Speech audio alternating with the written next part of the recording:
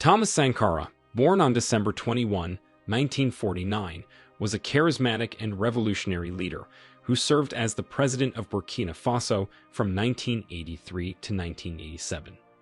His achievements included promoting women's rights, healthcare, education, and land reform. He also made efforts to eradicate corruption and dependency on foreign aid. However, his controversial death on October 15, 1987, which some believe was orchestrated by his former friend and colleague, Blaise Compaoré, has sparked ongoing debates and inquiries into the circumstances surrounding his untimely demise. Many people still believe his death was caused by France, with whom he was trying to cut ties. Thomas Sankara changed the name of the country from Upper Volta to Burkina Faso, which meant Land of the Incorruptibles. He believed the French system was corrupted and was only out to exploit and corrupt their people. That was his fight. He gave his life to that. But before Thomas Sankara's death, he left a prophecy. He said, "While revolutionaries as individuals can be murdered, you cannot kill ideas." This prophecy indeed has come to pass.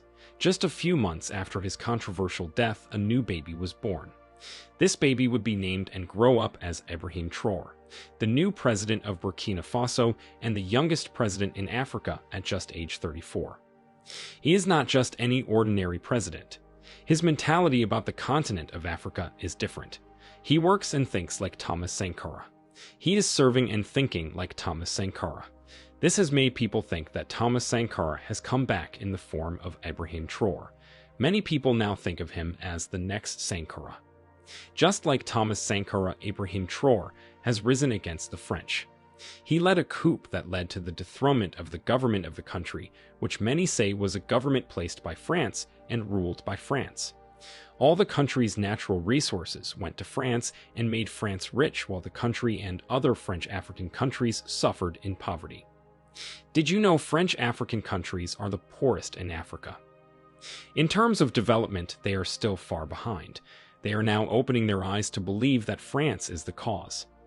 That is why in September 2022, Ibrahim Traoré, a low-ranking officer known by no one who ran an artillery regiment in a small northern town, was catapulted onto the world stage by leading a group of soldiers to overthrow the government of President Paul-Henri Damiba, who took to power just 8 months prior to that in January of that same year.